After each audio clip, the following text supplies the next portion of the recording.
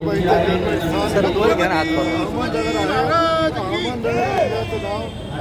शहराचं नाव पुण्यश्लोक अहिल्यादेवी होळकर व्हायलाच हवं, शौर्य यात्रेच्या माध्यमातून आम्ही प्रतिमा इंदोर घेऊन जातो आहे। ही यात्राचा मुख्य उद्देश हा आहे की युवा तरुणांना यशवंतराव महाराजांनी कसा संघर्ष केला ते संघर्ष जाणीव माहीत पाडायला पाहिजे। त्यांनी इंग्रजांना 18 वेळेस पराभूत केलं त्याची जाणीव राहायला पाहिजे। 1857च्या अगोदर 45 वर्ष अगोदर त्यांनी स्वतंत्रताचा बिगुल वाजवला होता।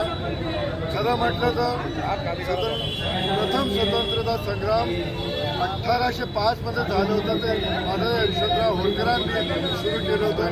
त्यांनी सर्वात अगोदर हे विचार मांडला की इंग्रज भारताचे सर्वात मोठे दुश्मन आहे, त्यांना हिंदुस्थानामधून बाहेर करायला पाहिजे।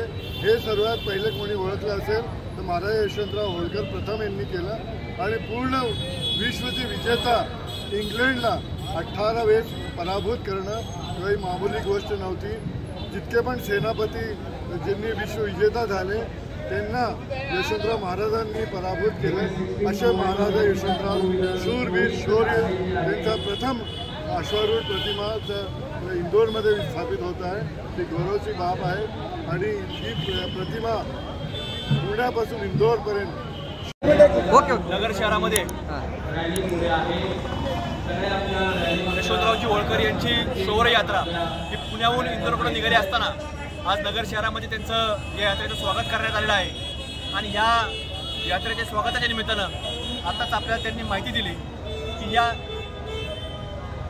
सगळ्या यात्रेच्या निमित्तानं या यशवंतरावजी होळकर यांचे वंशज स्वप्नीलराजे होळकर हे देखील यात्रेसमवेत स्वतः या ठिकाणी आलेले आहे। आणि खरं तर इंग्रजांच्या विरुद्ध जो लढा उभा राहिला, खरं तर या पहिल्यांदा पाऊल जर कुणी उचलला असेल तर ते यशवंतरावजी होळकरांनी उचललं।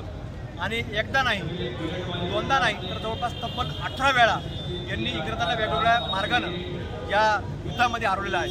आणि म्हणून नंतरच्या काळामध्ये तो लढा सुरू झाला आणि नंतरच्या काळामध्ये आपल्याला स्वातंत्र्य मिळालं।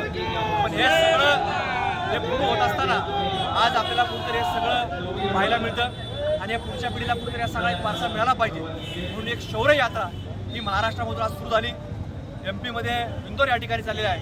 तर मी खरं तर यांच्या वंशजांचे स्वप्नीलराजेंचे आभार व्यक्त करतो की त्यांनी याला प्रथमतः प्राधान्य दिलं की महाराष्ट्रातून सुरू करायची, कारण की अहिल्यादेवी होळकरांचं जन्मस्थान हे नगर जिल्ह्यामधलं आहे। आणि त्यांनी आज नगर जिल्ह्यामध्ये त्यांचं स्वागत या ठिकाणी तमाम आमच्या सर्व बांधवांच्या वतीने या ठिकाणी त्यांचं स्वागत करतो आणि त्यांना या यात्रेकरता आमच्या सर्व नगरवासियांच्या वतीनं मनपूर्वक त्यांना शुभेच्छा व्यक्त करतो।